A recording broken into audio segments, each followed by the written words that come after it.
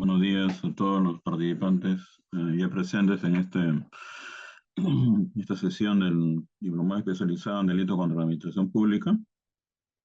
Vamos a trabajar ahí hasta las 12:30, siendo esta la penúltima sesión en la que vamos a desarrollar, según el temario señalado, un conjunto de delitos contra la administración pública. Voy a compartir pantalla y voy a retomarlo. La exposición de ayer que todavía quedó pendiente, que era sobre enriquecimiento ilícito, y continuaremos después con los temas que correspondían a la sesión de hoy. Ayer estuvimos trabajando primero sobre tráfico de influencias y ahora vamos a ver respecto al delito el delito de enriquecimiento ilícito, que se concibe en la doctrina como un delito. Buenos días, Juan Cabana. Que en la doctrina se le ha considerado como un delito residual, ¿no? Siempre en la idea de evitar la impunidad respecto a incrementos patrimoniales no justificados.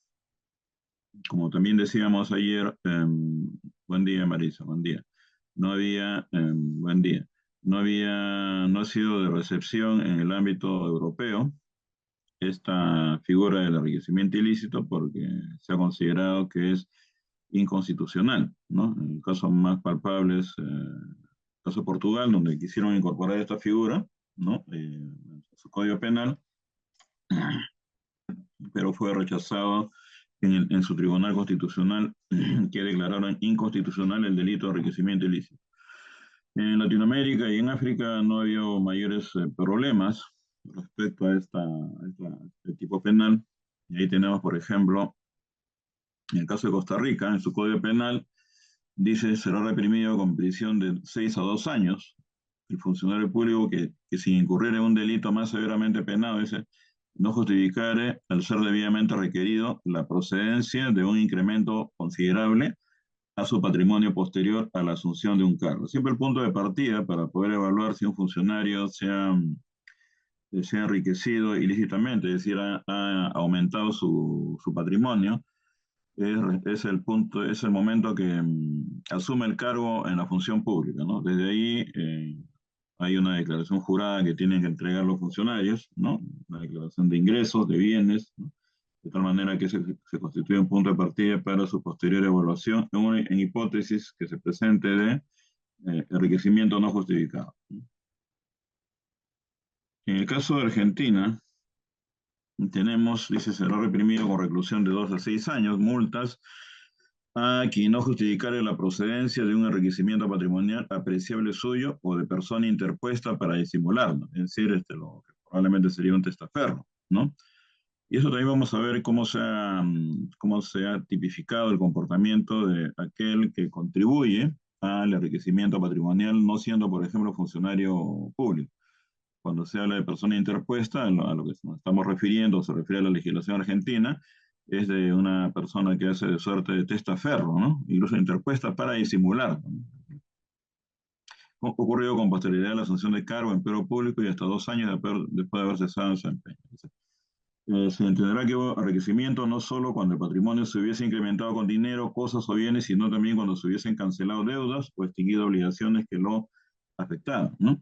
También este es un elemento importante porque al final, si uno cancela deudas, se supone que esa deuda cancelada ha sido con ingreso. Y si ese ingreso no tiene una justificación, ¿no? Definitivamente esas deudas canceladas tienen un problema de explicación respecto al origen del dinero con el cual se ha cancelado. Acá hace bastante énfasis a la persona interpuesta, al testaferro, que para disimular el enriquecimiento será reprimida con la misma pena que el autor del hecho, ¿no? Vamos a ver acá. En Chile, en su artículo 241 de su Código Penal, dice el empleo público que durante el ejercicio de su cargo obtenga un incremento patrimonial relevante e injustificado, será sancionado con multa equivalente al monto del incremento patrimonial indebido y con la pena de inhabilitación absoluta o temporal para el ejercicio de cargos y oficios públicos en sus grados mínimos y medios. Estos grados mínimos y medios son fórmulas que utilizan la legislación penal chilena para establecer la proporcionalidad de la sanción, ¿no? Aquí dice el incremento será el monto para poder determinar la multa será el incremento patrimonial indebido no justificado. Entonces, imagine que un funcionario a quien se le determina que tiene pues 1 millón de pesos, en el caso de Chile, un patrimonio no justificado, si se le sanciona, tendrá que pagar ese 1 millón de pesos al, al Estado, al Estado justamente como una forma de reparar el daño causado, ¿no?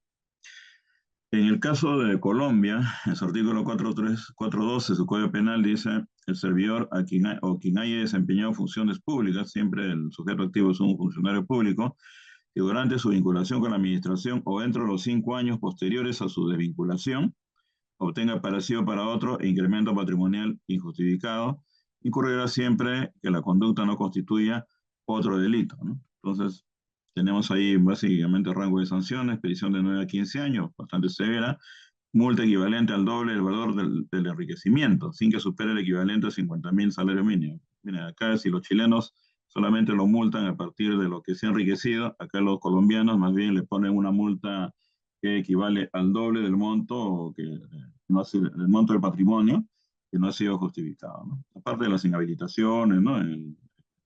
Pena también eh, al funcionario público que se ha enriquecido o que ha aumentado su patrimonio de forma injustificada. Eso también se tiene en el Código Penal cubano. Igualmente hace referencia al funcionario que realiza gastos o aumenta su patrimonio, ¿no? O el de un tercero en cuantía no proporcional a sus ingresos legales, sin justificar la licitud de los medios empleados para realizar dichos gastos o de obtener aumento patrimonial. Y acá tenemos que la sanción va de 2 a 5 años y multa correspondiente, ¿no? Además, dice, se le impone como sanción adicional la confiscación de los bienes, ¿no? Es decir, los bienes que se consideran el patrimonio no justificado, ¿no? Entonces, más o menos vemos en la legislación de Latinoamérica que hablan, todos hacen referencia a patrimonio injustificado durante el ejercicio del cargo, ¿no? ¿Cuál es el bien jurídico que se ha determinado que afecta el enriquecimiento ilícito? En la idea que estamos frente a un delito residual. Primero, ya hemos señalado anteriormente, es el funcionamiento de la administración pública, porque acá hay un abuso de su cargo para enriquecerse por parte del funcionario. Y el abusar de su cargo es ir contra sus deberes funcionales y también ir contra el propio funcionamiento de la administración pública. Igualmente, afecta los deberes de probidad del funcionario o servidor que usa el cargo que ostenta para beneficiarse económicamente. Este bien jurídico también podría ser, pues, en el caso de un cohecho o en el caso de una colusión, ¿no? También que son delitos donde generalmente el sujeto activo tiene una finalidad lucrativa. En el caso del funcionario público hay una presunción de que al haber incrementado su patrimonio de forma injustificada, se estaría beneficiando económicamente a partir del ejercicio de su cargo, ¿no? Entonces, por eso se dice que ahí afectaría sus deberes de probidad o de honradez que debe tener todo funcionario público cuando ocupa o trabaja para el Estado, ¿no? Y esto, ya viendo a la definición típica, de acuerdo a lo que señala nuestro Código Penal, se señala, dice, el funcionario servidor público, es decir, ambos que son empleados del Estado pueden ser sujetos activos de este delito, que abusando de su cargo, ¿no? Incrementa ilícitamente su patrimonio respecto de sus ingresos legítimos. ¿Cuál es la sanción que se le impone al funcionario servidor a quien se le detecta ingreso o patrimonio no justificado? Pena privativa de libertad no menor de 5 ni mayor de 10 años. Entonces, este es un delito de cierta gravedad, ¿no? De inhabilitación, que básicamente es evitar que esta persona trabaje para el Estado o eventualmente, si está en el Estado, expulsarlo de ahí, ¿no? Y la sanción también pecuniaria, 365 a 730 días multa, ¿no? 30 días multa.